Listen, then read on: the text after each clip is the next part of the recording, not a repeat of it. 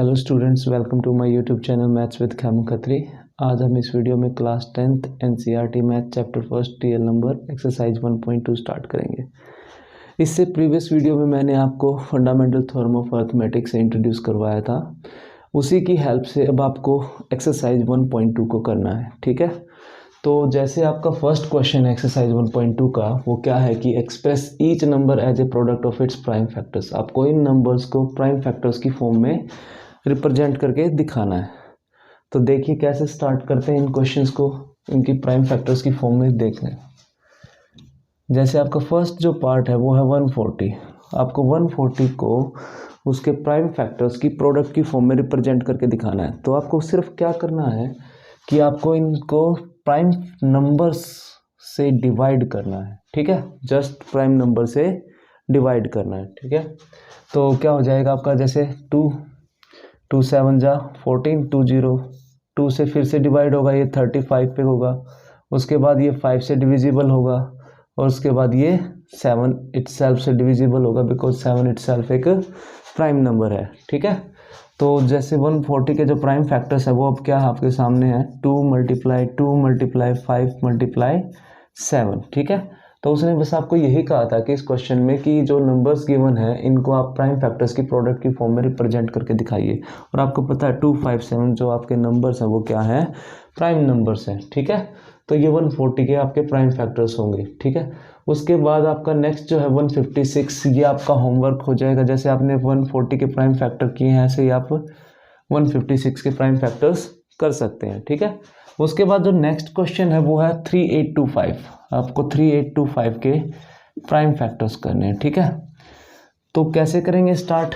अब आपको पता है इसकी जो वंस प्लेस डिजिट है वो 5 है, तो इसलिए ये 2 से डिविजिबल होगा नहीं, तो इसलिए 2 से डिविजिबल नहीं होगा। तो उसके बाद जो नेक्स्ट प्राइम नंबर है दैट इज 3 से हम चेक करेंगे कि ये डिविजिबल है या नहीं है। आपने प्रीवियस क्लासेस में किया हुआ है कि 3 का जो डिविजिबिलिटी रूल है वो क्या है कि अगर आप इन डिजिट्स को प्लस करते हैं और इनका सम जो है अगर वो 3 की टेबल में आता है तो इसका मतलब ये 3 से डिविजिबल है। तो आइए चेक करते हैं।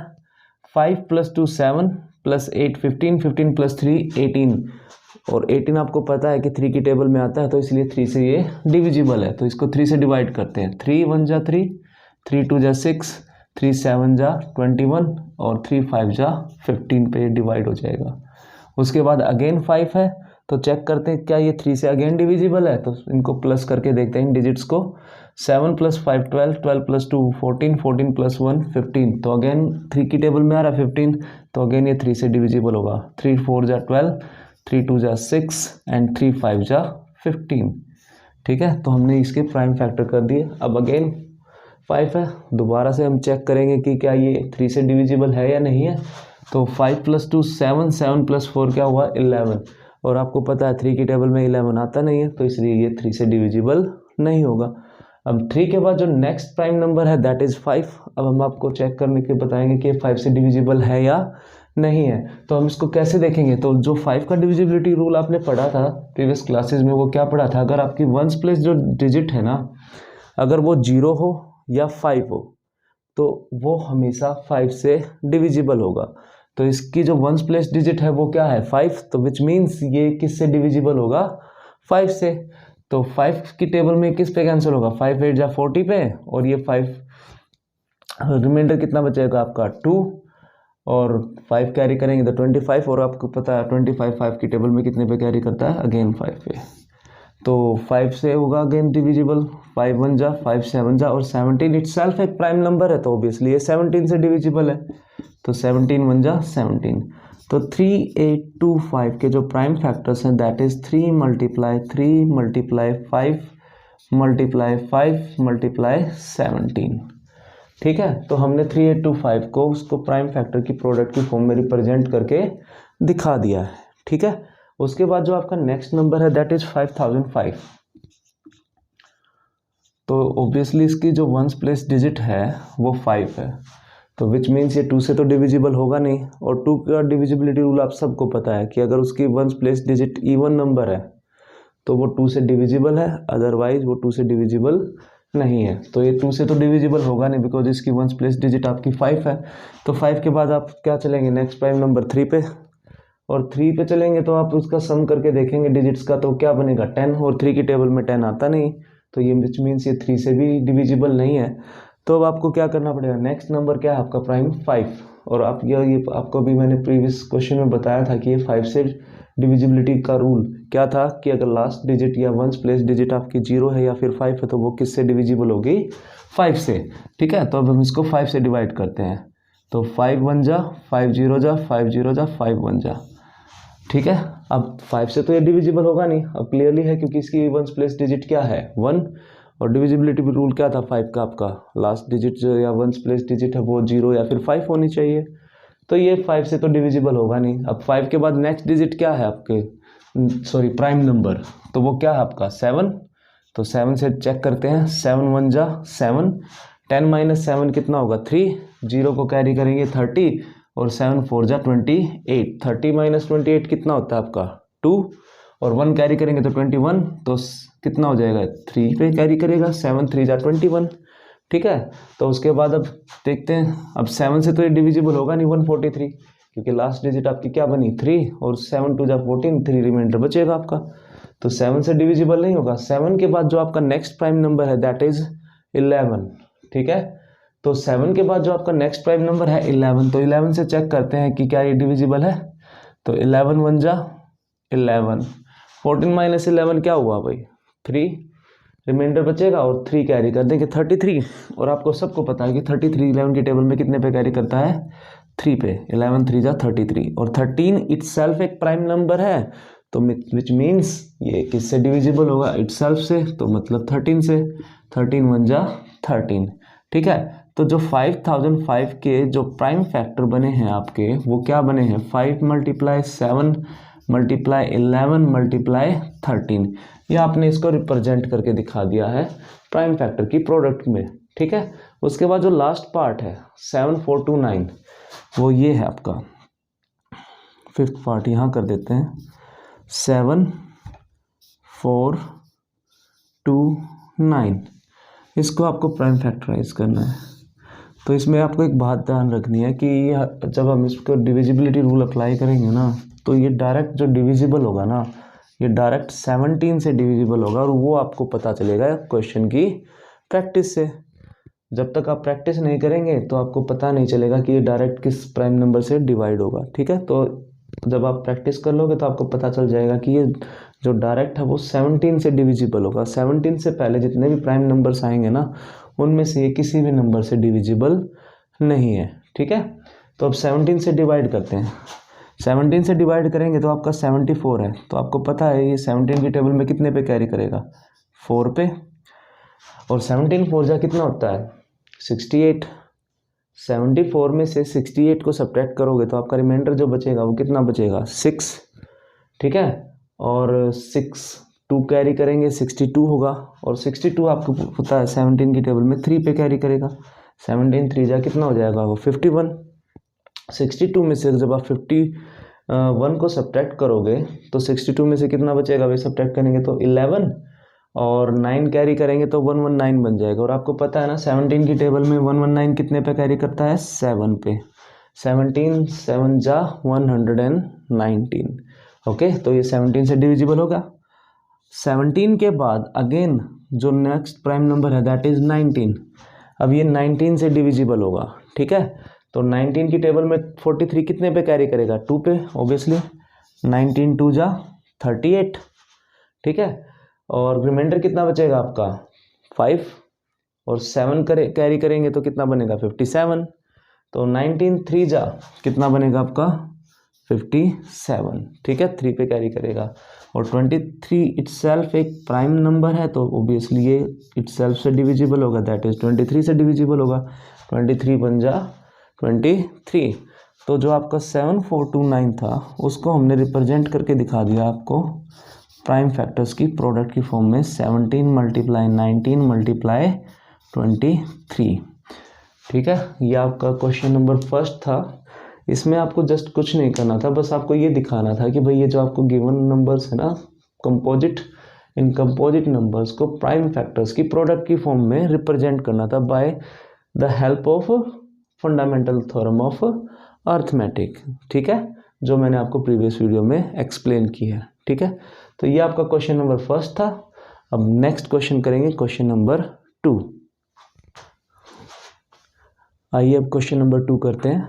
देखिए क्वेश्चन नंबर 2 क्या कहता है आपको कि find the LCM and HCF of the following pairs of integers and verify that LCM multiply HCF is equal to product of two numbers. देखिए इस क्वेश्चन में आपको दो चीज़ें निकाल के दिखानी है। पहला तो आपको एलसीएम और एचसीएफ फाइंड आउट करना है, और सेकंड फिर आपको वेरिफिकेशन करके दिखानी है कि एचसीएफ और एलसीएम की जो प्रोडक्ट होती है ना, वो प्रोडक्ट ऑफ टू नंबर्स के इक्वल होती है। ठीक है, ये दो चीज़ें हमें निकाल के दिखानी है। आपको 3 पार्ट्स दिए हुए हैं इस क्वेश्चन के अंदर, आपको तीनों पार्ट्स में एचसीएफ और एलसीएम और वेरिफिकेशन करके दिखानी है। अब ये करेंगे हम किसकी हेल्प से? ये हम करेंगे फंडामेंटल थ्योरम ऑफ अर्थमेटिक की हेल्प से, जो मैंने आपको प्रीवियस वीडियो में एक्सप्लेन की है। ठीक है, अब ये फंडामेंटल थ्योरम ऑफ अर्थमेटिक क्या कहती है कि किसी भी कंपोजिट नंबर को हम उसको प्राइम फैक्टर्स की प्रोडक्ट की फॉर्म में रिप्रेजेंट कर सकते हैं। ठीक है, तो हम क्या करेंगे, सबसे पहले जो आपको ये नंबर्स गिवन है ना, इन नंबर्स के प्राइम फैक्टर्स करेंगे। ठीक है, और उसके बाद हम एचसीएफ और एलसीएम फाइंड आउट करेंगे। ठीक है, तो देखिए सबसे पहले इनके प्राइम फैक्टर्स क्या बनते हैं, बड़े इजी हैं इनके प्राइम फैक्टर्स। ठीक है, जैसे 26 और 91 है। 26 है, वंस प्लेस डिजिट जो है वो एक इवन नंबर है, तो इसलिए 2 से डिविजिबल है। तो आप 2 से डिवाइड करोगे तो 2 1 जा 2 3 जा। 13 इटसेल्फ एक प्राइम नंबर है, तो ऑब्वियसली 13 से डिवाइड होगा 13 1 जा पे। ठीक है, और 91 जो है ये ना तो 2 से डिविजिबल होगा, ना ये 3 से, ना ये 5 से, ये डिविजिबल होगा आपका 7 से। ठीक है, तो 7 से डिवाइड करेंगे तो कितने पे कैंसिल करेगा, 7 1 जा पे, और 2 रिमाइंडर बचेगा, तो 1 कैरी करेंगे 21 होगा, और 7 की टेबल में 21 कितने पे कैरी करता है, 3 पे। और आपका जो 13 है वो इटसेल्फ एक प्राइम नंबर है, तो 13 खुद से ही डिविजिबल होगा, तो 13 1 जा पे। तो देखिए 26 के जो प्राइम फैक्टर्स है ना, वो क्या बने हैं, 2 × 13, और 91 के जो प्राइम फैक्टर हैं वो क्या है, 7 × 13। अब हम इन प्राइम फैक्टर्स की हेल्प से एचसीएफ और एलसीएम फाइंड आउट करेंगे। ठीक है, तो कैसे करेंगे, देखिए एचसीएफ ऑफ 26 91। ठीक है, हमें एचसीएफ निकालना है, और एचसीएफ निकालने का जो रूल है वो ध्यान से सुनिएगा और ध्यान से समझिएगा। हमें क्या करना है, जो दो नंबर गिवन है ना, उनके जो हमने प्राइम फैक्टर किए ना, उनके हमें कॉमन फैक्टर्स ढूंढने हैं। ठीक है, कौन से कॉमन फैक्टर्स? अब जैसे आप देख सकते हैं 26 और 91 में जो कॉमन फैक्टर है दैट इज 13। दोनों में कॉमन जो फैक्टर है वो 13 है। ठीक है, तो जो कॉमन फैक्टर्स होंगे ना, कॉमन फैक्टर्स में जिसकी लीस्ट पावर होगी, जिसकी सबसे कम पावर होगी कॉमन फैक्टर्स की, वही हमारा क्या हो जाएगा, एचसीएफ हो जाएगा। तो 13 है यहाँ पे दोनों में कॉमन फैक्टर, लेकिन दोनों की पावर यहाँ पे सेम है 1 1, तो यहाँ पे कोई लीस्ट पावर है नहीं, सेम पावर है, तो हमें कोई प्रॉब्लम नहीं होगी, हम उसको एज इट इज लिख देंगे। ठीक है, जरूरी नहीं है कि किसी भी क्वेश्चन में सिर्फ एक ही कॉमन फैक्टर्स हो, एक से ज़्यादा कॉमन भी फैक्टर्स हो सकते हैं। अगर जब एक से ज़्यादा कॉमन फैक्टर है तब आप एचसीएफ निकाल रहे, तो ये याद रखना, जो भी आप लीस्ट पावर के फैक्टर्स यहाँ पे लिखोगे ना, उनको क्या कर देना, मल्टीप्लाई कर देना, वो आपका क्या बन जाएगा, एचसीएफ बन जाएगा। ठीक है, वो तब है जब आपके एक से ज़्यादा कॉमन फैक्टर्स हो। ठीक है, वो तब करना है। अभी तो यहाँ पे फिलहाल एक ही कॉमन फैक्टर था, तो इसीलिए इसका जो एचसीएफ है वो क्या आ जाएगा, 13, बिकॉज यहाँ पे दोनों की पावर सेम है, तो लीस्ट पावर का कोई मतलब बनता नहीं यहाँ पे। ठीक है, तो ये आपका हो गया एचसीएफ। अब उसके बाद फाइंड आउट करेंगे एलसीएम ऑफ 26 91। अब एलसीएम क्या है, सुनो ध्यान से, एलसीएम कैसे फाइंड आउट करते हैं हम, जो आपके प्राइम फैक्टर्स है ना, जितने भी प्राइम फैक्टर्स हैं, इन प्राइम फैक्टर्स में जो भी फैक्टर्स की हाईएस्ट पावर है ना, चाहे वो कॉमन हो चाहे वो नॉन कॉमन हो, ठीक है, जिन भी प्राइम फैक्टर्स की पावर हाईएस्ट है ना, वो सारे के सारे आपके एलसीएम के अंदर आएंगे। ठीक है, अब देखिए जैसे 13 है दोनों में कॉमन, हमें इनकी ग्रेटेस्ट पावर लिखनी है, लेकिन यहाँ पे दोनों फैक्टर्स के अंदर दोनों जो नंबर गिवन थे हमें सेम पावर है कॉमन फैक्टर्स की, तो यहाँ पे ग्रेटेस्ट कोई पावर बनती नहीं, तो हमारा क्या बनेगा, डायरेक्ट 13 बन जाएगा। ठीक है, और 2 7 एज इट इज आएगा, क्योंकि उसने क्या कहा है कि भाई जो एलसीएम जो होता है ना, वो हर एक फैक्टर्स की ग्रेटेस्ट पावर होती है। ठीक है, तो यहाँ पे 2 7 कोई कॉमन है नहीं, तो हमें उसकी ग्रेटेस्ट पावर देखने की जरूरत ही नहीं है, तो एज इट इज हमारे एलसीएम के अंदर आ जाएंगे वो। ठीक है, अब उसके बाद हम इन तीनों नंबर्स को क्या करेंगे, मल्टीप्लाई करेंगे। ठीक है, और मल्टीप्लाई करेंगे तो हमारा क्या आ जाएगा, एलसीएम आ जाएगा। अब कैसे करेंगे, देखिए इनको मल्टीप्लाई करने के बहुत सारे तरीके हैं। ठीक है, आपको इस तरह से इनको मल्टीप्लाई करना है कि आप उसको ओरली ही सोल्व कर पाओ। ठीक है, वैसे मैं ऐसे भी कर सकता हूँ 13 7 जा और फिर 2 से मल्टीप्लाई कर दूँ, या फिर 13 2 जा और फिर 7 से मल्टीप्लाई, लेकिन मैं इस तरह से करूँगा मल्टीप्लिकेशन कि आपको ईजी पड़े। ठीक है, आप सबसे पहले 13 और 7 को मल्टीप्लाई कर लीजिए। ठीक है, 13 7 जा कितना होता है आपका 91, और 91 को 2 से मल्टीप्लाई करना बहुत ईजी है। तो 91 को क्या करेंगे, 2 से मल्टीप्लाई करेंगे तो 2 1 जा 2 और 2 9 जा 18, ये आपका क्या आ जाएगा, एलसीएम आ जाएगा। ठीक है, तो ये आपका एचसीएफ हो गया और एलसीएम हो गया। मैं फिर से एक बार रिपीट कर देता हूँ कि एचसीएफ क्या होता है और एलसीएम क्या होता है। जब भी आपको किन्हीं भी दो नंबर्स के दो या दो से ज़्यादा नंबर भी गिवन हो सकते हैं। ठीक है, आपको जब भी उनके एचसीएफ और एलसीएम फाइंड आउट करने के लिए बोलेगा ना, तो आपको सिर्फ क्या करना है, जो नंबर्स के जो कॉमन फैक्टर्स है ना, उन कॉमन फैक्टर्स की जो लीस्ट पावर होगी ना, वो आपका क्या होगा, एचसीएफ होगा। ठीक है, और एलसीएम में क्या होगा, जो आपने नंबर्स के प्राइम फैक्टर्स किए ना, उनमें जो ग्रेटेस्ट पावर होगी ना प्राइम फैक्टर की, हर एक फैक्टर्स की, उसकी जो ग्रेटेस्ट पावर है ना, वही आपका क्या बनेगा, एलसीएम बनेगा। ठीक है, उनको बस आपको क्या करना है, ऐसे मल्टीप्लाई कर देना। तो जो मल्टीप्लिकेशन करके जो नंबर आएगा ना, that is the LCM of the given numbers. ठीक है, तो ये आपका एचसीएफ हो गया, एलसीएम हो गया। अब उसके बाद हम क्या करेंगे, वेरिफिकेशन करेंगे। ठीक है, देखिए वेरिफिकेशन करने के दो तरीके हैं।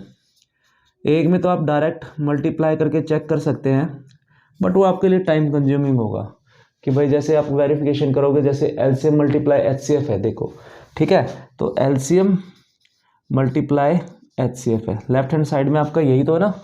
आपको बस क्या दिखाना है कि भाई एलसीएम इंटू एचसीएफ की जो प्रोडक्ट होती है ना, वो प्रोडक्ट ऑफ टू नंबर्स के इक्वल होती है। मतलब दोनों तरफ जो नंबर है ना, वो क्या आने चाहिए, आपके सेम आने चाहिए। ठीक है, तो एलसीएम इंटू एचसीएफ मैंने लिखा लेफ्ट हैंड साइड को, और एलसीएम आपका था 182 और एचसीएफ आपका 13। एक तो ये हो सकता है कि भाई इन दोनों की मल्टीप्लाई करो, लिख दो, और फिर जो राइट में प्रोडक्ट ऑफ टू नंबर्स है, जैसे 26 और 91 गिवन है ना, ये दो नंबर, इनकी मल्टीप्लाई कर दो। लेकिन आप खुद सोच के देखो, थोड़ा सा ये टाइम कंज्यूमिंग है, आपका टाइम लेगा ये क्वेश्चन। ठीक है, और हमें एग्जाम में टाइम की करनी है बचत। तो क्या करेंगे हम, मैं आपको इनको इस तरह से लिख के दिखाऊंगा कि जो एलसीएम और एचसीएफ की जो प्रोडक्ट है ना, वो आपकी बिना मल्टीप्लाई करे मैं आपको दिखा दूंगा कि वो 26 मल्टीप्लाई 91 के इक्वल आएगी। ठीक है, अगर आपने ये दिखा दिया कि एलसीएम इंटू एचसीएफ क्या है, इन दो नंबर की प्रोडक्ट के इक्वल है, तो आपकी वेरिफिकेशन कंप्लीट हो जाएगी। ठीक है, और आपका टाइम भी बचेगा। तो उसके लिए आपको करना क्या है, देखो ध्यान से। एलसीएम इंटू एचसीएफ लिखा आपने लेफ्ट हैंड साइड, जो आपकी वैल्यू है एलसीएम की वो है 182 और एचसीएफ था 13। आपको करना क्या है, जो आपका एलसीएम है ना, उसके जो प्राइम फैक्टर्स थे ना, वो एज इट इज लिख दीजिए। तो 182 के प्राइम फैक्टर क्या है आपके, 13 मल्टीप्लाई 2 मल्टीप्लाई 7। ठीक है, और मल्टीप्लाई में 13, ये आपके हो गए। ठीक है, आपको करना क्या है, इन प्राइम फैक्टर्स की प्रोडक्ट को किसके इक्वल दिखाना है, आपको 26 मल्टीप्लाई 91 के इक्वल दिखाना है। मतलब आपको इन फैक्टर्स को कन्वर्ट करना है 26 मल्टीप्लाई 91 के इक्वल। ठीक है, तो कैसे करेंगे, आपको सबसे पहला नंबर क्या चाहिए, 26 चाहिए ना।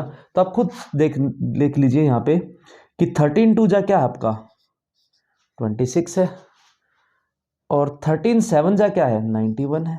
तो आप खुद चेक कर सकते हो ना कि जो एलसीएम इंटू एचसीएफ है ना, वो किसके इक्वल आ गया, 26 मल्टीप्लाई 91 के। और वेरिफिकेशन में हमें क्या शो करके दिखाना था, यही तो दिखाना था ना कि जो एलसीएम और एचसीएफ की जो प्रोडक्ट होती है ना, वो प्रोडक्ट ऑफ टू नंबर्स के इक्वल होती है। और वही चीज मैंने दिखा दी। बस मैंने डिफरेंस क्या दिखाया करके कि मैंने इनको मल्टीप्लाई करने की बजाय इनकी जो मल्टीप्लीकेशन है ना, उसकी प्रोडक्ट की फॉर्म में दिखा दी दोनों नंबर्स की। हमें तो वेरीफाई करना था, चाहे भाई कैसे भी वेरीफाई करे, बस ये रिजल्ट प्रूव होना चाहिए था, और मैंने आपको ये प्रूव करके दिखा दिया विदाउट मल्टीप्लिकेशन। तो आप एक इस तरह से भी आप इसकी वेरिफिकेशन कर सकते हैं। इससे आपका क्या होगा, टाइम बचेगा एग्जाम के अंदर, वो मल्टीप्लिकेशन करके चेक करने की जरूरत नहीं पड़ेगी। ठीक है, तो ये आपका फर्स्ट पार्ट था। ठीक है, मैं आपको एक पार्ट और करवा देता हूं, और जो थर्ड पार्ट होगा ना, वो आपका होमवर्क हो जाएगा। ठीक है, अब क्वेश्चन इसका करते हैं 2 का सेकंड पार्ट। सेकंड पार्ट है आपका 510 एंड 92। ठीक है, वही चीज़ है सेम वाल यहाँ पे जो हमने किया था, सेम यहीं पे प्रोसीजर रहेगा वही एज इट इज़। ठीक है, तो जैसे आपका नेक्स्ट है 510 है। ठीक है, हम इनके क्या करेंगे, प्राइम फैक्टर्स करेंगे। ओके, 92। तो 510 के प्राइम फैक्टर करेंगे, आप खुद चेक कर सकते हो। जो वंस प्लेस डिजिट है वो 0 है, तो इसका मतलब ये 2 से भी डिविजिबल और ये 5 से भी है। लेकिन हम जो प्राइम फैक्टर्स करते हैं ना, वो असेंडिंग ऑर्डर में करते हैं कि पहले छोटा प्राइम फिर उसके बाद बड़ा। ठीक है, ताकि आपकी जो प्राइम फैक्टराइजेशन करो ना, उसमें कोई गलती होने की जो गुंजाइश है वो बिल्कुल क्या हो जाए, खत्म हो जाए। ठीक है, तो हम इसको पहले 2 से डिवाइड करेंगे। ठीक है, 2 से डिवाइड करेंगे तो 5 कितने पे कैरी करेगा, 2 पे, और 2 5 जा 10, अगेन 2 5 जा 10। अभी 2 से तो डिविजिबल होगा नहीं, बिकॉज इसकी वंस प्लेस डिजिट क्या है, 5। तो 3 से डिविजिबिलिटी रूल चेक करेंगे, क्या है भाई 3 से डिविजिबल है या नहीं है। तो कैसे करना है, मैंने आपको अभी बताया था ना प्रीवियस क्वेश्चन में भी, कि इन डिजिट्स का जो सम होगा ना, अगर वो 3 की टेबल में आएगा तो वो 3 से डिविजिबल होता है। तो 5 + 5 10, 10 + 2 कितना हुआ, 12। तो इसका मतलब 12 3 की टेबल में आता है, तो विच मीन्स ये 3 से डिविजिबल होगा। ठीक है, 3 8 जा 24 और 3 5 जा 15। अब क्या ये 3 से डिविजिबल है, अगेन चेक कर सकते हो। 8 + 5 कितना बना, 13, और 3 की टेबल में 13 आता नहीं, तो ठीक है, इसलिए 3 से डिविजिबल होगा नहीं।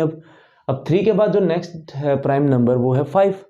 अब 5 का डिविजिबिलिटी रूल क्या कहता था कि अगर वंस प्लेस डिजिट जो है 0 है या फिर 5 है, तो वो मतलब क्या हुआ, फिर 5 से डिविजिबल है, तो ऑब्वियसली किससे डिविजिबल होगा, 5 से।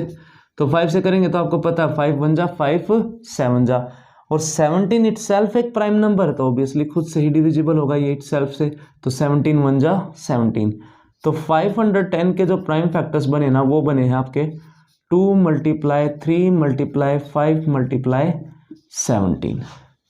ठीक है, अब हम करेंगे प्राइम फैक्टर किसके, 92 के। ठीक है, तो कैसे करेंगे 92 के प्राइम फैक्टर देख लीजिए।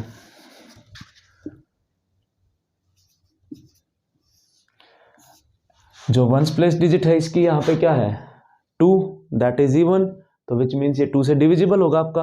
तो ठीक है, तो करेंगे हम इसके प्राइम फैक्टर, तो क्या बनेंगे, 2 4 जा 8 और 2 6 जा 12। अगेन 6 है इवन नंबर, तो 2 से डिविजिबल है। 2 2 जा 4, 2 3 जा 6, और 23 इटसेल्फ एक प्राइम नंबर है, तो किससे डिविजिबल होगा ये, इटसेल्फ से, दैट इज 23 से।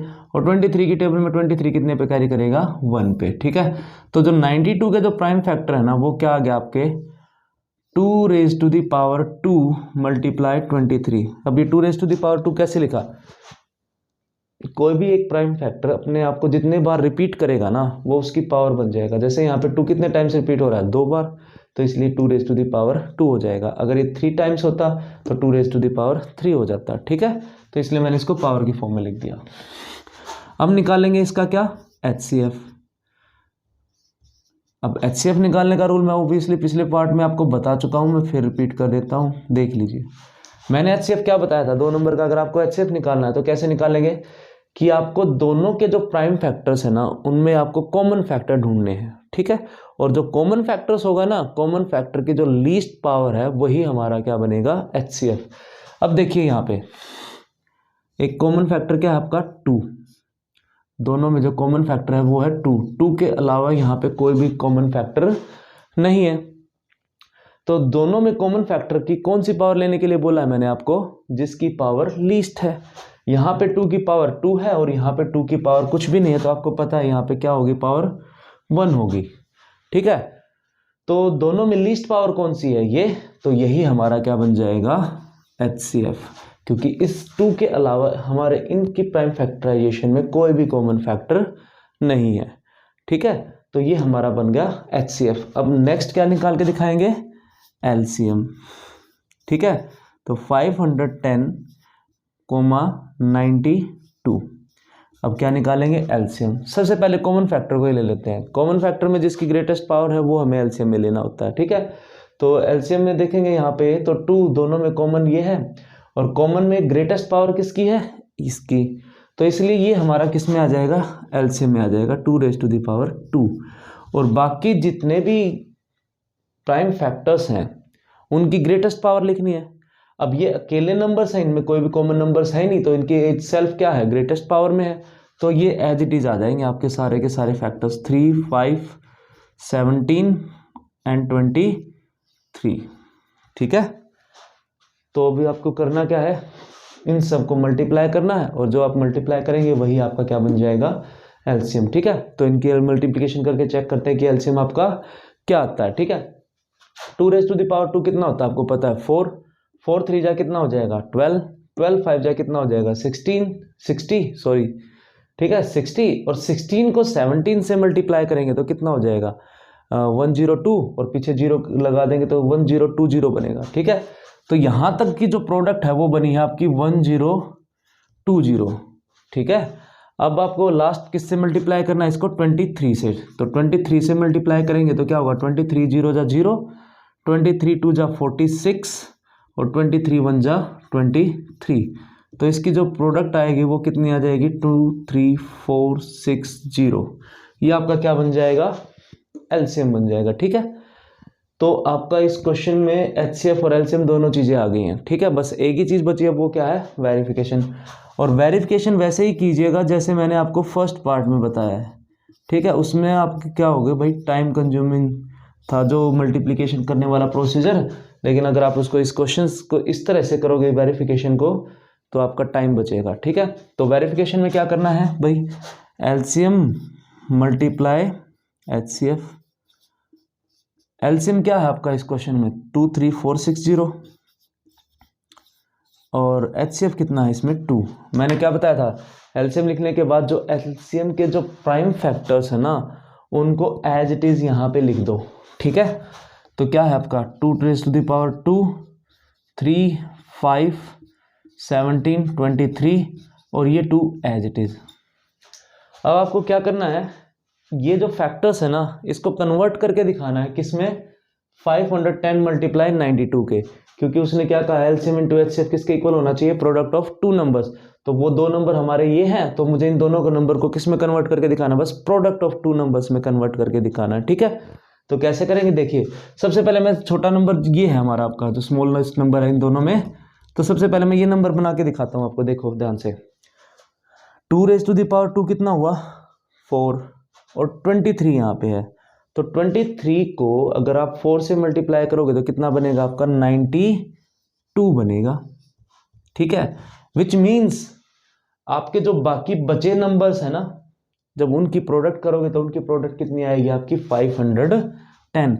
अगर आपने एचसीएफ और एलसीएम परफेक्ट निकाला है विदाउट एनी मिस्टेक, अगर आपने वो किया ना, तो आप इनको ऐसे लिख के उनको प्रोडक्ट की फॉर्म में डायरेक्ट लिख दीजिए बिना कुछ सोचे, आपका टाइम बचेगा। बट हाँ, ये श्योरिटी होनी चाहिए कि आपका जो एचसीएफ और एलसीएम है ना वो बिल्कुल सही है। ठीक है, तो उसके बाद आप ऐसे कर सकते हैं, और नहीं तो आप अपनी मल्टीप्लिकेशन को क्या कर सकते हैं, चेक कर सकते हैं। ठीक है, तो ये हो जाएगा, मल्टीप्लाई करके चेक कर लेना आपका 510 आ रहा है या नहीं आ रहा है। ठीक है, ये तरीका है, ये तभी होगा सही जब आपके एचसीएफ और एलसीएम क्या होंगे, सही होंगे। ठीक है, ये सेकंड क्वेश्चन का सेकंड पार्ट था, और जो ये थर्ड पार्ट है ना, ये आपका है होमवर्क। आप इसको ट्राई करके देखना, हो जाएगा आई थिंक, मुझे लग रहा है ऐसा कोई स्टूडेंट होगा नहीं जिससे होगा नहीं, क्योंकि मैंने आपको 2 पार्ट्स क्लियरली आपको समझा दिए हैं। अगर इनमें कोई भी फिर भी प्रॉब्लम है तो आप कमेंट सेक्शन में डाल दीजिएगा, मैं वहाँ से देख लूँगा। अगर किसी बच्चे की प्रॉब्लम होगी तो मैं उसको ज़रूर दूर करूँगा। ठीक है, ये था आपका क्वेश्चन नंबर 2। अब क्वेश्चन नंबर 3 करेंगे। ठीक है, आइए देखिए क्वेश्चन नंबर 3 क्या कहता है अब। ठीक है, तो क्वेश्चन नंबर 3 में क्या फाइंड आउट करना है हमें, एलसीएम और एचसीएफ ही फाइंड आउट करना है of the following integers by applying prime factorization method. ठीक है, अब आपको क्या करना है, इन क्वेश्चंस में भी आपको एचसीएफ और एलसीएम ही फाइंड आउट करना है with the help of prime factorization. ठीक है, आप ये ध्यान रखना, अब की बार जो एग्ज़ाम होंगे आपके 2022 और 23 में आपके जो एग्ज़ाम होंगे, उसमें आपको सबको पता है कि आपकी जो एक्सरसाइज 1.1 है वो डिलीटेड है, और वो किस टॉपिक पे थी आपकी, यूक्लिड डिवीजन एल्गोरिदम और यूक्लिड डिवीजन लेमा पे बेस्ड थी। उसकी हेल्प से भी हम एचसीएफ फाइंड आउट कर सकते हैं, लेकिन ये ध्यान रखना आपको एग्ज़ाम में कि आपको सिर्फ इस बार आपको सिर्फ प्राइम फैक्टराइजेशन मेथड की हेल्प से ही एचसीएफ और एलसीएम फाइंड आउट करने हैं। ठीक है, वहाँ पे आपको यूक्लिड डिवीजन लेमा नहीं लगाना है HCF फाइंड आउट करने में, ठीक है। आपको सिर्फ एक ही लगाना, प्राइम फैक्टराइजेशन मेथड, ठीक है। इस चीज़ का ध्यान रखना आपको। तो चले हम करें अब ये क्वेश्चन स्टार्ट। देखिए आपको करना क्या है, इनके प्राइम फैक्टराइजेशन करने, और प्राइम फैक्टराइजेशन की हेल्प से HCF फाइंड आउट करना, ठीक है। तो कैसे करेंगे देखें। तो सबसे पहले तो हम इनके प्राइम फैक्टर्स करेंगे, तो 12 के, 15 के और 21 के, ठीक है। तो 12 के जो प्राइम फैक्टराइजेशन होंगे 2 6 जा 12, 2 3 जा 6 एंड 3 1 जा 3। बहुत ईजी है इनके प्राइम फैक्टर्स। 2 यहाँ पे देखिए 2 टाइम्स रिपीट हो रहा है, तो आप इसको क्या लिखोगे, 2 रेज़ टू द पावर 2 और मल्टीप्लाई में 3। और 15 के जो प्राइम फैक्टर होंगे 3 5 जा एंड 5 1 जा, तो 15 के जो प्राइम फैक्टर हैं वो है 3 और 5। और 21 के जो प्राइम फैक्टर बनेंगे 3 7 जा और 7 1 जा, क्योंकि 7 इटसेल्फ एक प्राइम नंबर है, ठीक है। तो 21 के जो प्राइम फैक्टर हैं वो क्या है, 3 × 7, ठीक है। अब हम क्या करेंगे, इनका HCF फाइंड आउट करेंगे। कैसे है HCF फाइंड आउट करना, देखिए इसके लिए कोई अलग रूल नहीं है। जैसे हमने 2 नंबर्स का फाइंड आउट किया, सेम हमें 3 नंबर्स का फाइंड आउट करना, ठीक है। वहाँ पे हम 2 नंबर्स के कॉमन फैक्टर देखते थे, अब यहाँ पे 3 नंबर्स के कॉमन फैक्टर देखेंगे, ठीक है। जैसे अब इन तीनों में अगर हमें देखूँ तो कौन सा फैक्टर कॉमन है, आपको दिखाई दे रहा होगा, दैट इज 3, ठीक है। और तीनों कॉमन फैक्टर्स में जिसकी लीस्ट पावर होगी वही हमारा HCF होगा। लेकिन आप नोट करेंगे यहाँ पे जो तीनों कॉमन फैक्टर्स है ना, तीनों की पावर सेम है, 1 1 1, ठीक है। जब यहाँ पे कोई भी पावर लिखी ना हो तो आप सबको पता है उसकी पावर क्या होती है, 1 होती है, ठीक है। तो इसलिए जो इसका HCF होगा ना वो क्या बनेगा, 3 बनेगा। इसके अलावा कोई और कॉमन फैक्टर यहाँ पे हमारा नहीं है, तो इसीलिए HCF 3 ही रहेगा। अब LCM निकालेंगे, ठीक है। LCM कैसे फाइंड आउट करेंगे, आप देख सकते हैं तीनों में कॉमन की ग्रेटेस्ट पावर, लेकिन इस क्वेश्चंस के अंदर तीनों के जो कॉमन है उनकी पावर सेम है, तो कोई इफेक्ट पड़ेगा नहीं, तो हमारा 3 हो जाएगा। और उसके बाद क्या बोला था, जो भी कोई भी फैक्टर है हमारा, हमें उन फैक्टर्स की सबकी ग्रेटेस्ट पावर लेनी है। तो अब देखिए 2 5 7, यहाँ पे इनके कोई भी कॉमन फैक्टर नहीं है जो उनकी ग्रेटेस्ट पावर मुझे चेक करनी पड़े। तो जो ये सारे हैं ये अपने आप में क्या ग्रेटेस्ट पावर में है, तो इनको एज इट इज लिख दीजिए, 2 raise to the power multiply 5 multiply 7, ठीक है। इनकी जो मल्टीप्लिकेशन होगी वही हमारा क्या होगा, LCM होगा। तो कैसे करेंगे देखिए, 2 रेज़ टू द पावर 2 कितना होगा, 4 4 3 जा 12 12 5 जा 60, 60 को 7 से मल्टीप्लाई करेंगे तो कितना आ जाएगा, 420, बिकॉज 6 7 जा 42 और 0 आपका एज इट इज आ जाएगा। और ये आपका हो गया LCM, ठीक है।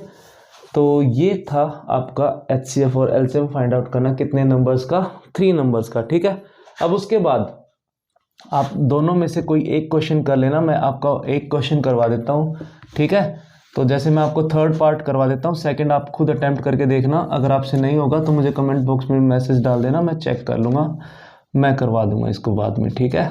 लेकिन आप इसको ट्राई ज़रूर करके देखिएगा, ठीक है।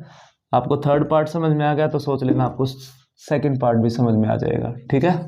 तो हम 8 9 और 25 के प्राइम फैक्टर्स करेंगे, ठीक है। क्योंकि हमें इनका HCF LCM फाइंड आउट करना with the help of prime factorization, तो सबसे पहले हमें प्राइम फैक्टर ही करने पड़ेंगे, ठीक है। 8 के प्राइम फैक्टर करेंगे तो क्या होगा, 2 4 जा 2 2 जा और 2 1 जा, ठीक है। तो 8 के जो प्राइम फैक्टर है वो क्या बने, 2 raise to the power 3, because इसमें 2 कितने टाइम्स रिपीट हो रहा है, 3 टाइम्स रिपीट हो रहा है, तो उसको 2 की पावर 3 कर देंगे, ठीक है। 9 के जो प्राइम फैक्टर बनेंगे 3 3 जा 9 और 3 1 जा 3, तो 9 के जो प्राइम फैक्टर है वो क्या बने, 3 रेज़ टू द पावर 2। और 25 के प्राइम फैक्टर क्या बनेंगे, 5 5 जा 25, 5 1 जा 5, तो 25 के फैक्टर क्या बने, 5 रेज़ टू द पावर 2, ठीक है।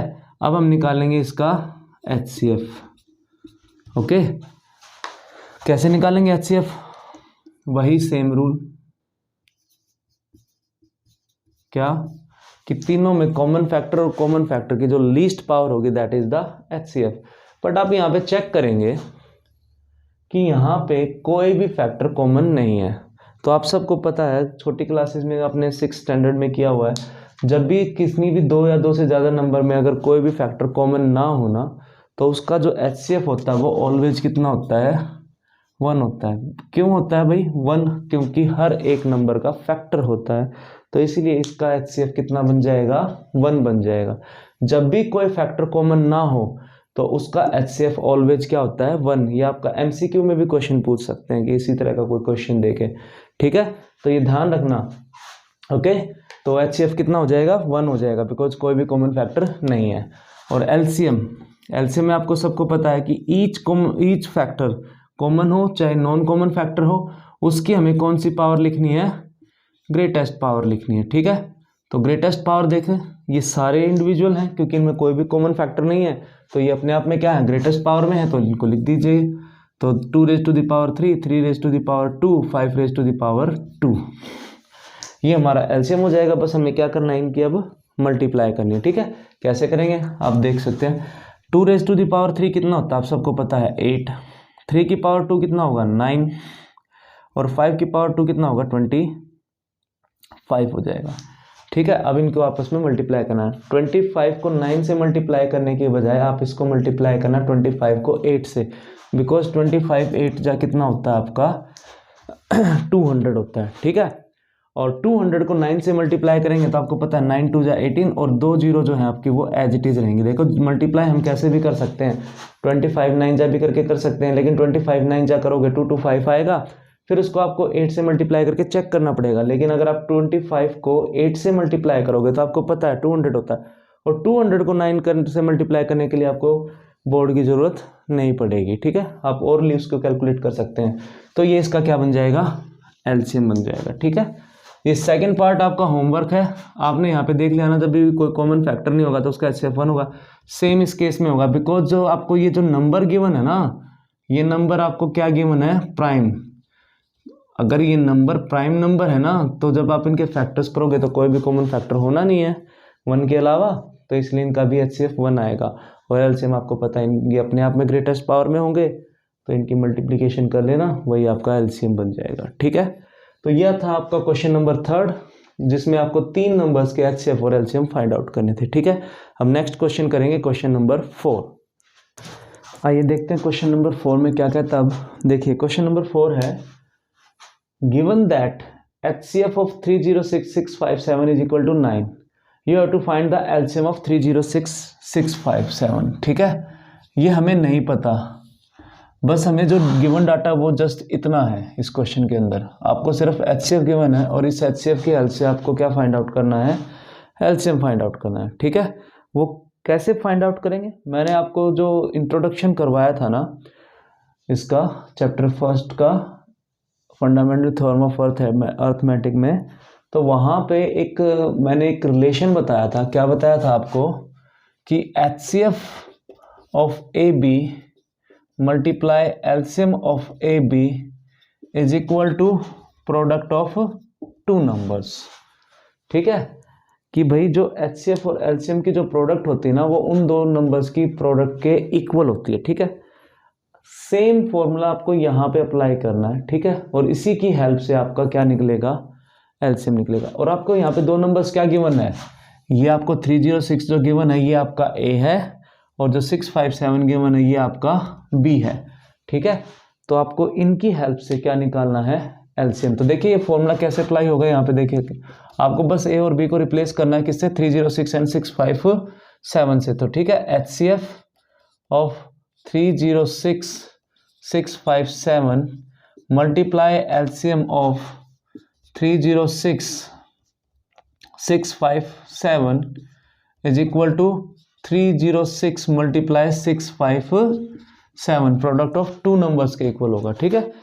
अब आपको करना क्या है, जो आपको वैल्यू गिवन है ना वो इसमें यहाँ पे पुट करनी है और बस इसको सोल्व करना है, आपका रिक्वायर्ड आंसर आ जाएगा, ठीक है। तो HCF ऑफ 306 एंड 657 आपको क्या गिवन है, 9, तो इसकी जगह पे आपने 9 पुट कर दिया, ये आपका डाटा एज इट इज रहेगा क्योंकि ये तो हमें फाइंड आउट करना है। तो 306 657 इज इक्वल टू, ये भी एज इट इज रहेगा, मल्टीप्लाई मत करना, टाइम कंज्यूम करेगा आपका नहीं तो, ठीक है। तो ये एज इट इज रखेंगे। अब LCM हमें यहां से फाइंड आउट करना है, तो आप देखना कि जो 9 है ना वो मल्टीप्लाई में है, और मल्टीप्लाई में तो ये यहाँ पे कहाँ आएगी, ये टर्म आपकी डिवाइड में आएगी आफ्टर ट्रांसपोजिंग।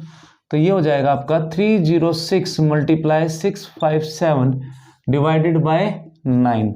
क्योंकि 9 मल्टीप्लाई था, आफ्टर ट्रांसपोजिंग आपको पता है वो डिवाइड में शिफ्ट होता है।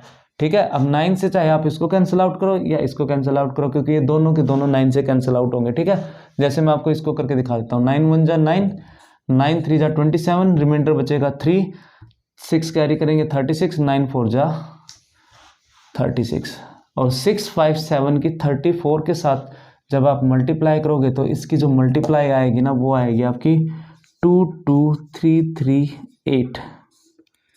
मल्टीप्लाई करके आप चेक कर सकते हैं। ठीक है, तो ये था आपका क्वेश्चन नंबर 4। बहुत ही इजी है, बट आपको बस इस क्वेश्चन के अंदर सिर्फ इतना ध्यान रखना है, आपको ये रिलेशन याद होना चाहिए। और मैंने इस रिलेशन से जितने भी तरह से फॉर्मूले बन सकते थे ना, मैंने आपको इंट्रोडक्शन में करवाया हुआ है, आप वो वाली वीडियो देख के चेक कर सकते हैं।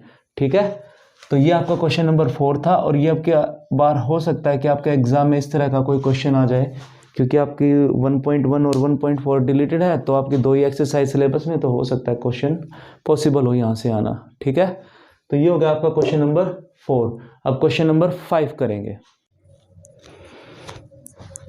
आइए अब हम क्वेश्चन नंबर 5 करते हैं, जो एग्जाम के पॉइंट ऑफ व्यू से मोस्ट इंपॉर्टेंट क्वेश्चन, और पूरी संभावना है कि अब की बार ये एग्जाम में आपका इस तरह का कोई ना कोई क्वेश्चन जरूर आएगा। ठीक है, तो क्वेश्चन नंबर 5 आपका क्या है, देखिए क्या कहता है कि चेक करके बताइए कि जो आपका 6 raise to the power n है, क्या वो 0 पे एंड हो सकता है for any natural number n। ठीक है, आपके पास एक नंबर गिवन है, क्या है वो 6 raise to the power n, और जो आपका n है वो बिलोंग करता है नेचुरल नंबर को। ठीक है, ये किसको बिलोंग करता है, आपको नेचुरल नंबर को। ठीक है, और आपको पता है जो नेचुरल नंबर होते हैं वो किससे स्टार्ट होते हैं, 1 से स्टार्ट होते हैं और अप टू इन्फिनिटी तक चलेंगे। तो कह रहा है कि जब आप n की जगह पे कोई भी नेचुरल नंबर पुट कर रहे हो ना, क्या ये 0 पे एंड हो सकता है। ठीक है, वो आपको चेक करके देखना है। देखिए जैसे मैं कुछ वैल्यूज आपको पुट करके दिखाता हूँ। जैसे सपोज मैंने n की जगह पे 1 पुट किया, तो 6 रेज़ टू द पावर 1 किसके इक्वल होगा, 6 के, और 6 रेज़ टू द पावर 2, अब n को क्या पुट करेंगे 2, 36 हो जाएगा, और 6 raise to the power 3, n को जब हम 3 पुट करेंगे तो कितना हो जाएगा 216, एंड सो ऑन। जब आप कंटिन्यूली ऐसे n की जगह पे वैल्यू पुट करते रहेंगे नेचुरल नंबर, तो कह रहा है कि चेक करके देखो क्या उसकी जो लास्ट डिजिट है ना, क्या वो 0 पे एंड हो सकती है। ठीक है, बस हमें ये दिखाना है प्रूफ करके, ये हो सकती है या नहीं हो सकती। ठीक है, अब एक बात ध्यान से सुनिए, आपको पता है अगर कोई भी नंबर 0 पे एंड होता है ना, तो इसका मतलब क्या है कि वो दो नंबर से तो 101% डिवाइड होगा, दैट इज 2 and 5। ठीक है, तो सबसे पहले हम यहाँ पे यही लाइन लिखेंगे कि अगर कोई भी आपका नंबर है वो एंड हो रहा है किस पे, 0 पे, तो इसका मतलब क्या है कि वो 2 और 5 से जरूर डिवाइड होगा। तो ठीक है, तो देखो ध्यान से, if any number ends with the digit 0, ठीक है, तो क्या कहोगे भाई, it should be divisible by 2 and 5। ठीक है भाई, अगर कोई भी नंबर 0 पे एंड होता है तो इसका मतलब क्या हुआ कि वो नंबर 2 और 5 से तो जरूर डिविजिबल होगा ही होगा। ठीक है, अब हमें बस ये चेक करना है कि जो 6 raise to the power n है, जब मैं इसके प्राइम फैक्टर्स करूंगा with the help of fundamental theorem of arithmetic, क्या उसके प्राइम फैक्टर्स में क्या ये दोनों के दोनों जो फैक्टर हैं 2 और 5 आते हैं या नहीं आते हैं। अगर 2 and 5 दोनों के दोनों उनके प्राइम फैक्टराइजेशन में आएंगे ना 6 raise to the power n के में, तो इसका मतलब ये तो फिर पॉसिबल हो जाएगा कि भाई ये 0 पे एंड हो सकता है। बस अब हमें क्या करना है, बस इसके प्राइम फैक्टर करके चेक करना है। ठीक है, तो यहाँ पे क्या करोगे आप, bye fundamental theorem of arithmetic. ठीक है, फंडामेंटल थ्योरम ऑफ अरिथमेटिक की हेल्प से हम इसके क्या करेंगे, प्राइम फैक्टराइजेशन करेंगे, किसके, 6 raise to the power n के। ठीक है, prime factors of 6 raise to the power n are 2 multiply 3 raise to the power n। कैसे आप चेक कर सकते हैं, मैं जैसे एग्जांपल के लिए बताता हूँ। जैसे मैं आपको यहाँ पे n की जगह पे 3 पुट कर रहा हूँ, तो इसके जो पावर 3 होगी वो कितनी होगी, 216 होगी। ठीक है, जब आप 216 के प्राइम फैक्टर करेंगे तो आप चेक कीजिएगा वो यही आएंगे, 2 और 3 फॉर्म में आएंगे। ठीक है, तो देखिए 2 से करेंगे तो 2 1 जा 2 0, 2 8 जा 2 5 जा 2 4 जा 2 2 जा 2 7 जा 3 9 जा और 3 3 जा और 3 1 जा। जो आपके 216 के जो प्राइम फैक्टर्स होंगे वो क्या होंगे, आपके ये होंगे। ठीक है, आप नोट कर सकते हैं, जब मैंने n को 3 पुट किया ना, तो नोट करना आपके जो प्राइम फैक्टर्स 2 हैं वो भी 3 टाइम्स हैं और 3 भी 3 टाइम्स है। मतलब यहाँ से एक बात में क्लियरली पता चल जाती है कि 216 के जो प्राइम फैक्टर होंगे वो 2 raise to the power 3 multiply 3 raise to the power 3 होंगे। अगर आप यहाँ पे नेचुरल नंबर अगर n को 3 पुट करें ना, तो आपका 2 भी 3 टाइम्स रिपीट होगा और 3 भी 3 टाइम्स रिपीट होगा। और आप इसको ऐसे भी तो लिख सकते हैं ना, 2 multiply 3 raise to the power 3, because दोनों की जो पावर है वो क्या है, सेम है।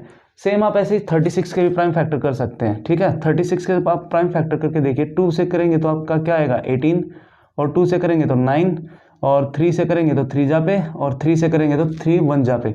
36 के जो प्राइम फैक्टर हैं वो क्या है आपके 2 raise to the power 2 and 3 raise to the power 2। जब आपने n को 2 पुट किया था तो आप ध्यान दीजिएगा उसके प्राइम फैक्टर्स में भी 2 टाइम्स रिपीट हुआ और 3 भी 2 टाइम्स ही रिपीट हुआ है। ठीक है, तो इसको हम ऐसे भी लिख सकते हैं ना, 2 multiply 3 raise to the power 2। देखिए जब मैंने n को 2 पुट किया, 2 और 3 भी कितने टाइम्स रिपीट हुआ, 2 टाइम्स। जब मैंने n को 3 पुट किया, वहाँ पे भी देखिए आप 2 भी 3 टाइम्स रिपीट हुआ और 3 भी 3 टाइम्स रिपीट हुआ। इसीलिए यहाँ पे अगर 6 की पावर n है तो 2 भी n टाइम्स रिपीट होगा और 3 भी n टाइम्स रिपीट होगा। ठीक है, तो 6 के पावर n के जो प्राइम फैक्टर्स हैं वो आए आपके 2 मल्टीप्लाई 3। ओके, और आपने क्या कहा था कि अगर कोई भी नंबर एंड होगा 0 पे, वो 2 नंबर से तो जरूर डिविजिबल होगा, 2 एंड 5 से, तो उसके प्राइम फैक्टर्स में दोनों के दोनों आने चाहिए। लेकिन आप यहाँ पे नोट करेंगे फंडामेंटल थ्योरम ऑफ अरिथमेटिक की हेल्प से जब मैंने 6 raise to the power n के प्राइम फैक्टर्स किए तो उसके प्राइम फैक्टर्स में सिर्फ 2 ही प्राइम फैक्टर आए, दैट इज 2 एंड 3। 2 एंड 3, तो क्लियरली 2 तो आ गया, ठीक है, लेकिन 5 जो है इसकी फैक्टराइजेशन के अंदर नहीं आया। ठीक है, तो इससे हम क्या कह सकते हैं, it can be observe that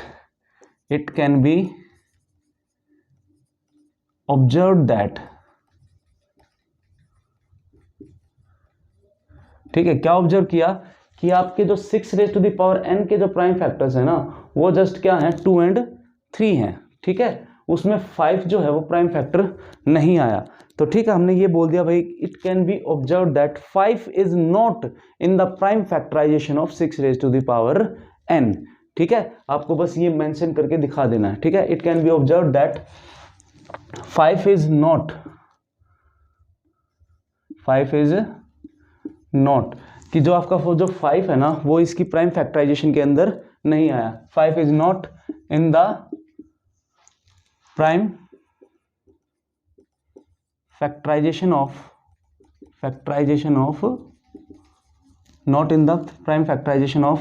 6 raise to the power n। कि भाई जो हमने यहाँ से क्या ऑब्जर्व किया कि जो 5 है वो प्राइम फैक्टर इनकी प्राइम फैक्टराइजेशन के अंदर नहीं आया, किसकी 6 raise to the power n के लिए। ठीक है, तो आप यहां से बोल दोगे hence for any value of n,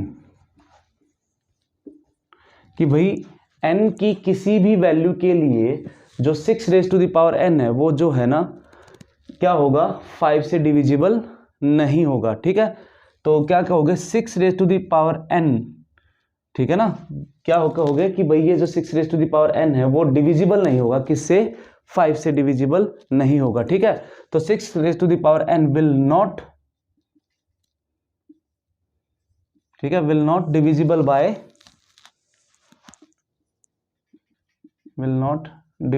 bye किससे डिविजिबल नहीं होगा भाई, ये 5 से डिविजिबल नहीं होगा। ठीक है, तो ये आ गया आपका। ओके, अब उसके बाद आप यहाँ से जो कंक्लूजन है वो निकाल के यही कह दोगे कि भाई किसी भी नेचुरल नंबर n के लिए जो 6n है ना वो कभी भी 0 पे एंड नहीं होगा, ठीक है ना। Therefore 6n can never ends with the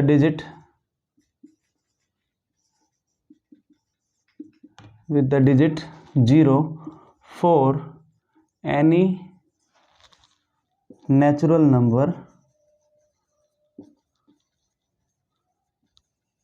n, ठीक है। ये आपका क्वेश्चन हो जाएगा। बस आपको ये दिखाना है कि भाई ये 0 पे एंड हो सकता है या नहीं हो सकता। तो देखिए हमने शुरुआत क्या की थी, हमें पता है कि भाई अगर कोई भी नंबर है, अगर वो 0 पे एंड हो रहा है तो दो नंबर से तो वो जरूर डिविजिबल होगा, 2 और 5 से होगा। तो हमने क्या किया भाई, फंडामेंटल थ्योरम ऑफ अरिथमेटिक की हेल्प से 6n के हमने प्राइम फैक्टर्स किए, उनके प्राइम फैक्टराइजेशन क्या आई, 2 और 3 की फॉर्म में आई। तो हमने क्लियरली बोल दिया कि it can be observe that 5 is not in the prime factorization of 6n, ठीक है। तो हमने यहाँ से बोल दिया hence for any value of n, मतलब यहाँ पे जब मैं कोई भी नेचुरल नंबर पे यहाँ पे पुट करूंगा ना तो वो कभी भी डिविजिबल नहीं होगा, किससे, 5 से। अगर वो 5 से डिविजिबल नहीं होगा तो इसका मतलब वो 6n जो है वो आपका कभी भी 0 पे एंड नहीं होगा। तो इसलिए मैंने लास्ट में कंक्लूजन क्या लिखा कि 6n can never and with the digit 0 for any natural number n। ये था आपका क्वेश्चन नंबर 5। और इस तरह का एग्जाम में कोई भी क्वेश्चन आपसे पूछा जा सकता है, जरूरी नहीं कि आपसे 6n का ही पूछा जाए, यहाँ पे कोई भी नंबर मिल सकता है, लेकिन उसका जो प्रोसीजर होगा ना वो सेम इस तरह से फॉलो होगा, ठीक है। तो इस क्वेश्चन की आप 2 से 3 बार रिवीजन कीजिए, ये आपके लिए बहुत ही इंपॉर्टेंट क्वेश्चन है एग्जाम के पॉइंट ऑफ व्यू से, ठीक है। कि मुझे लगता है कि अब आपको ये समझ में आ गया होगा। अब इसके बाद क्वेश्चन नंबर 6 स्टार्ट करेंगे।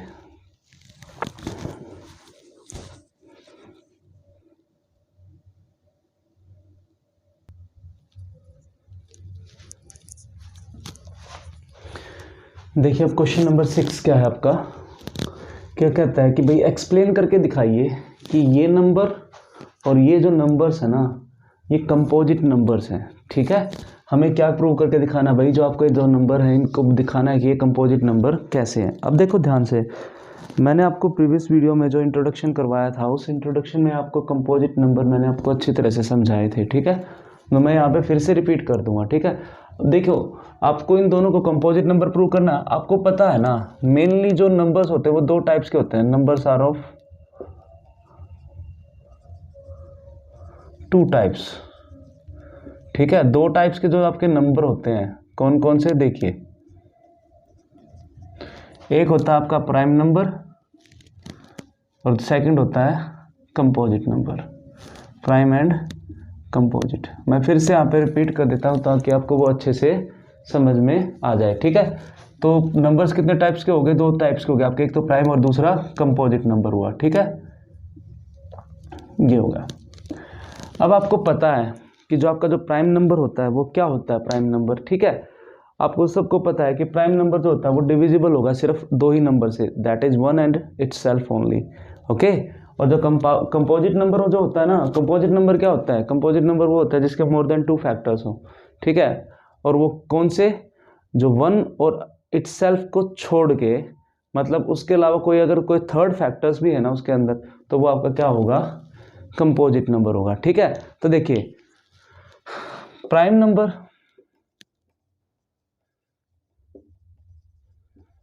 Numbers can be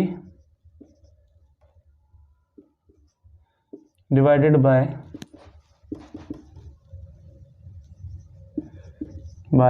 1 and only itself, ठीक है।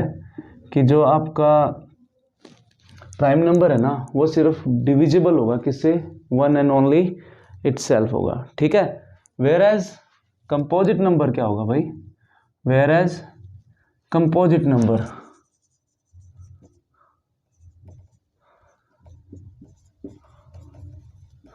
मैंने आपको प्रीवियस वीडियो में बताया था इंट्रोडक्शन में कि जो आपका कंपोजिट नंबर होते हैं उसके मोर देन 2 फैक्टर्स होते हैं, और आप सिंपली ये कह सकते हैं कि जिसके 1 और इटसेल्फ के अलावा कोई थर्ड फैक्टर है वो भी क्या आपका कंपोजिट नंबर है, ठीक है। तो आप यहाँ पे क्या कह सकते हैं कि जो कंपोजिट नंबर्स जो होते हैं ना उनके जो फैक्टर्स होते हैं ना किससे अलग होते हैं, 1 एंड इटसेल्फ, ठीक है। तो composite numbers have factors, composite number have factors other than one and itself। मतलब सिंपल सी बात है भाई कि जो कंपोजिट नंबर के जो फैक्टर्स होंगे ना वो वन और इटसेल्फ के अलावा भी होंगे, मतलब कोई थर्ड फैक्टर भी होगा। अगर उसमें कोई वन और इटसेल्फ को छोड़ के कोई भी थर्ड फैक्टर है ना, तो विच मीन्स वो क्या है, आपका कंपोजिट नंबर है। और अगर कोई ऐसा नंबर है जो सिर्फ वन और खुद से ही डिविजिबल है, तो वो आपका क्या है, प्राइम नंबर। बस हमें यही चीजें इन क्वेश्चंस के अंदर देखनी है। अगर उसके भाई one and only itself factors हैं तो वो क्या हो जाएगा, प्राइम, तो फिर ये कंपोजिट नहीं होंगे। और अगर ये कंपोजिट हैं तो इसमें क्या होगा, वन और इटसेल्फ के अलावा कोई थर्ड फैक्टर होगा इस क्वेश्चन के अंदर, ठीक है। तो हमें बस वही चेक करना है। जैसे आपको फर्स्ट पार्ट में गिवन है, मैं आपको एक ही पार्ट कराऊंगा, सेकंड आप खुद कीजिएगा, क्योंकि अगर आपको फर्स्ट समझ में आ गया तो सेकंड पार्ट तो सेम प्रोसीजर से ही सोल्व होगा, ठीक है।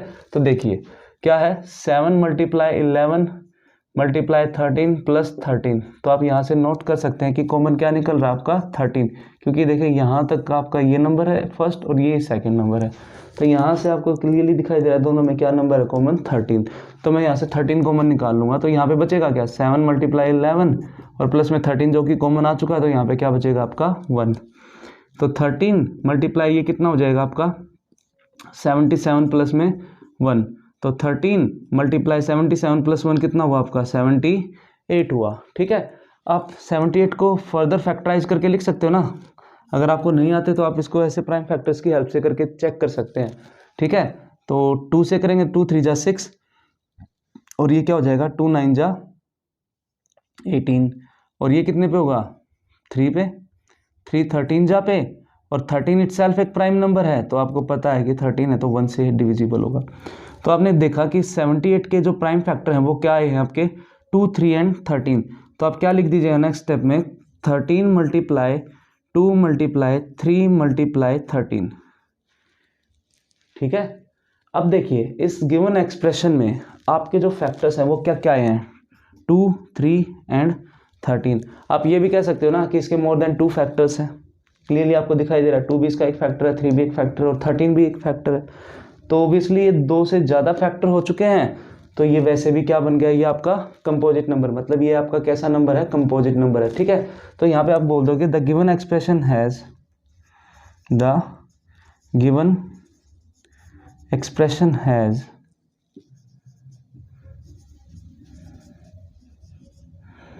2, 3 and 13 as its फैक्टर, ठीक है। जो आपका गिवन एक्सप्रेशन है उसके क्या क्या फैक्टर्स हैं, 2 है, 3 है एंड 13 इसका क्या है फैक्टर्स। तो इसीलिए क्या हो जाएगा, therefore it is a composite number. क्या हो जाएगा, ये आपका कंपोजिट नंबर हो जाएगा, क्योंकि इसके मोर देन 2 फैक्टर हो गए।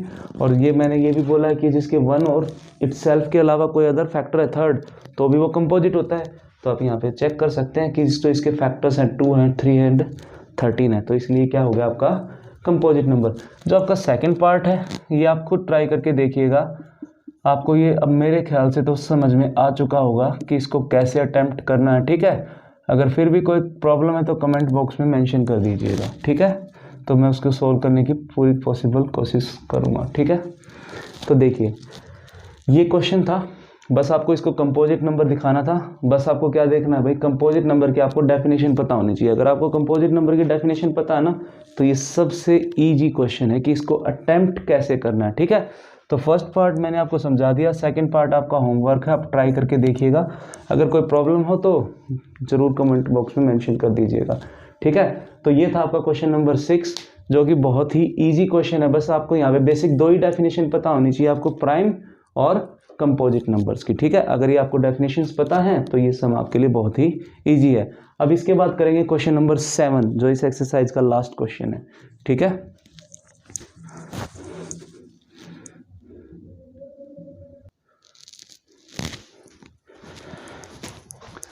आइए अब हम क्वेश्चन नंबर 7 अटेम्प्ट करते हैं। देखिए क्वेश्चन नंबर 7 क्या कहता है आपको, ये एप्लीकेशन है इसकी फंडामेंटल थ्योरम ऑफ अर्थमेटिक की, ठीक है, तो कैसे है देखिए ध्यान से। क्वेश्चन क्या है कि there is a circular path around a sports field. भाई एक स्पोर्ट्स फील्ड के अराउंड क्या है भाई, आपके पास एक ऐसे सर्कुलर पाथ है आपका, ठीक है। क्या कहता है इसमें, Sonia takes 18 minutes to drive 1 round of the field. मतलब भाई सोनिया को, सपोज सोनिया है, सोनिया को इसका कंप्लीट एक राउंड लगाने में ना उसे कितने मिनट लगती हैं, 18 मिनट्स लगती हैं। तो देखिए ठीक है, तो इसने सोनिया का टाइम बता दिया आपको कि कितना टाइम लेती है, टाइम टेकन बाय सोनिया, ठीक है, कितने मिनट्स लेती है, 18 मिनट्स लेती है वो भाई इसका एक कंप्लीट राउंड लगाने में। फिर आगे क्या कहता है, while Ravi takes 12 minutes for the same. जबकि रवि को उसी सर्कुलर पाथ का एक राउंड लगाने में 12 मिनट्स लगती हैं, ठीक है। तो ये यहाँ पे सपोज दूसरा कौन हो गया, सेकंड यहाँ पे पर्सन रवि हो गया, ठीक है। तो रवि को कितना टाइम लगता है इसका एक कंप्लीट राउंड लगाने में, 12 मिनट्स। तो क्या लिखोगे आप, टाइम टेकन बाय रवि, तो क्या हो जाएगा 12 मिनट्स हो जाएंगे, ठीक है। रवि को इसका एक राउंड लगाने में 12 मिनट्स लगती है। अब क्वेश्चन क्या है, क्वेश्चन में निकालना क्या है, आप ध्यान से सुनिएगा। Suppose they both start at the same point, मतलब भाई दोनों को एक ही पॉइंट पे खड़ा कर दिया और उसी पॉइंट से दोनों को स्टार्ट करना है, and at the same time, और उसी टाइम पे, and go in the same direction. सीधी सी बात ये है भाई, क्वेश्चन में क्या है कि सोनिया और रवि को कर दिया एक ही पॉइंट पे खड़ा और दोनों को एक ही टाइम पे चलना है और एक ही डायरेक्शन में चलना है। सपोज अगर सोनिया इस डायरेक्शन में चलेगी तो रवि को भी इस डायरेक्शन में चलना है। तो कहते हैं कि जब दोनों एक ही पॉइंट से एक ही टाइम पे एक ही डायरेक्शन में चलते ना, तो कितने मिनट्स के बाद वो वापस उसी पॉइंट पे मिलेंगे। अब जनरल वे में देखा जाए तो दोनों के टाइम्स में डिफरेंस है, सोनिया ज़्यादा टाइम लेती है और जबकि रवि कम टाइम लेता है, तो ऑब्वियसली जो रवि होगा इस सर्कुलर पाथ के जो राउंड होंगे वो ज़्यादा लगाएगा और सोनिया उससे कम लगाएगी। लेकिन इसी दौरान एक पॉइंट ऐसा जरूर आएगा जिस पॉइंट पे ये दोनों एक ही पॉइंट पे खड़े होंगे उस टाइम पे, ठीक है। हमें वो वही मिनट फाइंड आउट करनी है, और वो मिनट हमें कैसे फाइंड आउट करनी, सुनिए ध्यान से। जब भी कोई ऐसा क्वेश्चन आपको मिलता है एग्जाम में कि भाई दोनों का एक राउंड लगाने में डिफरेंट है टाइम, लेकिन जब दोनों को एक ही पॉइंट पे एक ही टाइम पे और एक ही डायरेक्शन में चलने के लिए बोला जाता है, तो कितने टाइम्स के बाद वो एक पॉइंट पे वापस उसी पॉइंट पे मिलेंगे। तो उसके लिए आपको करना क्या है कि इन नंबर्स के जो मिनट्स आपको दे रखी है ना, इनका आप क्या फाइंड आउट कर दीजिए, एलसीएम, ठीक है। जो एलसीएम जो आएगा ना वही रिक्वायर्ड नंबर ऑफ मिनट्स हो जाएंगी हमारी, किसकी, रवि और सोनिया की, कि वापस वो उतने टाइम में वापस उसी पॉइंट पे मिलेंगे, ठीक है। तो हमें क्या करना है, तो मेंशन कर देंगे कि required number of time is the LCM of 18 and 12, ठीक है। तो रिक्वायर्ड नंबर ऑफ टाइम क्या हो जाएगा आपका, एलसीएम हो जाएगा किसका, 18 और 12 का, ठीक है। तो हमें बस क्या करना है, बस 18 और 12 का क्या निकाल के दिखाना है, एलसीएम। जो एलसीएम आएगा वही इसका टाइम हो जाएगा, ठीक है, दोनों का। तो क्या करेंगे, उसके लिए आपको 18 और 12 के प्राइम फैक्टराइजेशन करने पड़ेंगे। 18 और ये हो जाएगा आपका 12। 18 के जो प्राइम फैक्टर होंगे वो क्या होंगे, 2 9 जा 18, 3 3 जा 9 और 3 1 जा 3। तो 18 के जो प्राइम फैक्टर हैं वो क्या होंगे, 2 × 3 रेज़ टू द पावर 2, क्योंकि 3 जो है यहाँ पे 2 टाइम्स रिपीट हो रहा है। सेम 12 के प्राइम फैक्टर करेंगे तो क्या होगा, 2 6 जा 12, 2 3 जा 6 एंड 3 1 जा 3, ठीक है। तो 12 के जो प्राइम फैक्टर हैं वो क्या हैं आपके, 2 रेज़ टू द पावर 2, क्योंकि 2 जो है वो 2 टाइम्स रिपीट हो रहा है, और मल्टीप्लाई में 3, ठीक है। अब इसका क्या निकालते हैं, LCM.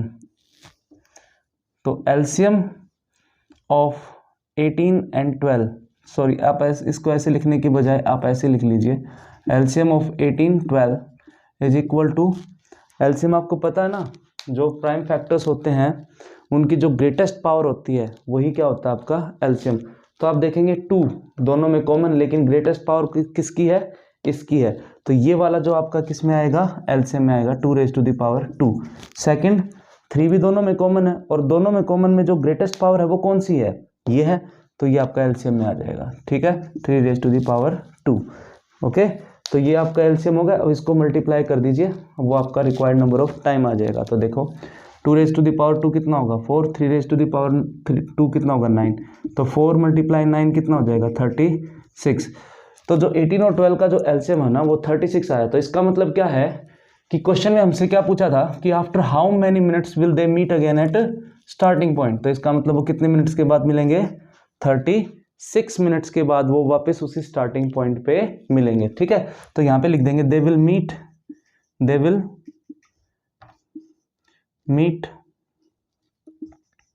Again at starting point